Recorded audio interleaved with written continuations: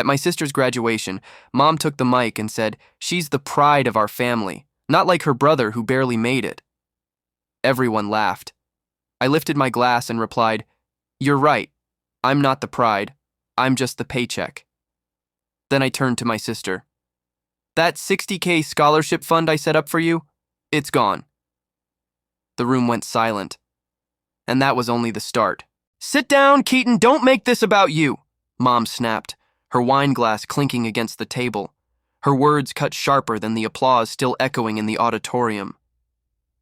My daughter, Ellie, stood there, her cap in hand, her smile trembling as my family laughed at a joke I wasn't part of. Mom raised her mic, voice steady and proud. "We're so proud of Ellie. She takes after her mother's side, strong, successful, not like, well, you know who." Laughter followed. I didn't move.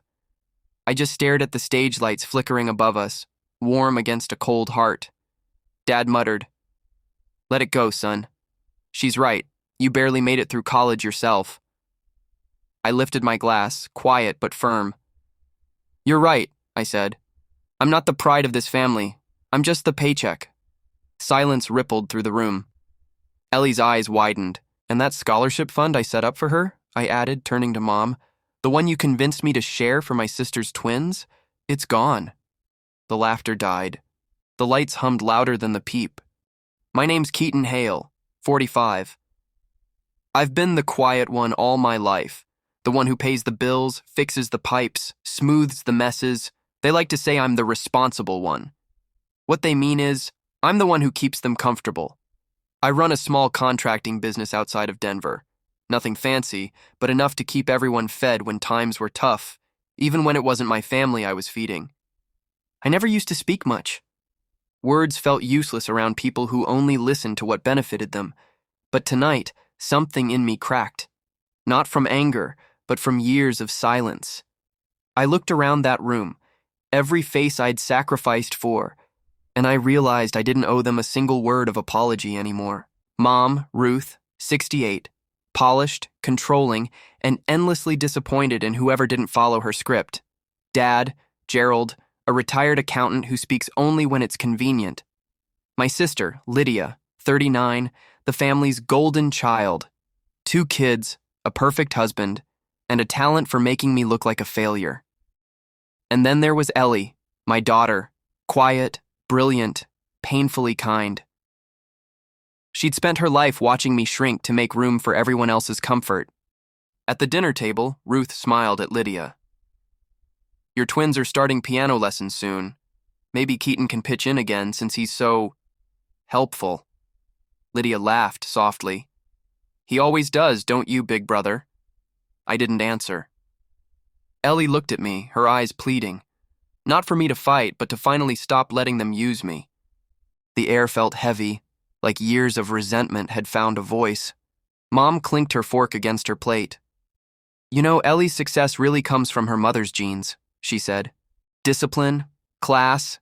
She didn't get that from you." I felt every word, but I stayed still. Lydia smirked. "You can't argue that, Keaton. You're good at fixing things, not raising overachievers." My jaw tightened. "You're right," I said slowly. "I fix things, usually messes made by people who think they're perfect." The table went quiet. Lydia's husband looked away. Ellie whispered, "Dad." But I wasn't angry. I was awake. Because just days ago, I'd found something. An old email chain from when Dad borrowed money from my daughter's college account to help Lydia refinance her house. The truth was starting to breathe. "Keaton," Dad said sharply, "don't ruin this night for your daughter." I turned to him. "You already did that when you took her future and handed it to Lydia." Lydia's fork froze midair. "What are you talking about?" "Oh, come on," I said, calm as stone. "You think I didn't notice? I checked the transfers. Ellie's scholarship, the one I worked 2 jobs to build, got split 3 ways. You, your husband, and Mom's emergency fund." Mom's face drained of color. "We were going to replace it, Keaton." I laughed softly. "You've been replacing me my whole life, Mom. Never thought you'd extend that to my daughter." The air turned electric. No one spoke. For the first time, I wasn't the quiet one anymore. 10 years ago, I lost my job.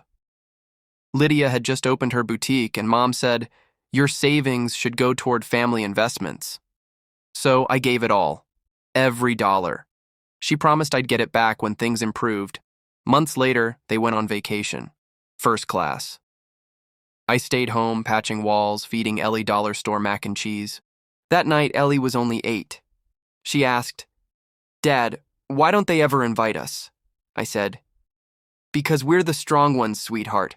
We don't need to be invited." But inside, I knew. They didn't see me as family, just a wallet with a pulse. And somewhere deep down, I swore I'd remember every moment they made me feel small. Mom slammed her glass down.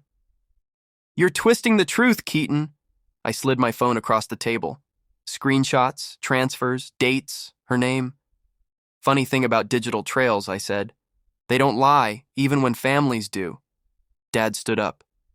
"You can't talk to your mother like that." "I can," I replied. "And I will, because this isn't about her feelings. It's about my daughter's future you all stole." Lydia reached for the phone, panicked. "Keaton, we can fix this." "No," I said. "You can explain it. To the board.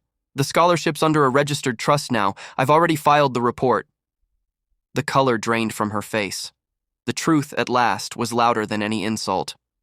The room cracked open. Shouting, crying, denial. Mom tried to speak, but her voice broke.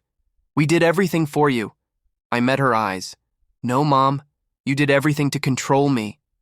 Lydia whispered, "You wouldn't actually press charges, right?" I smiled faintly. "You'd be surprised what silence can hide. I kept mine long enough."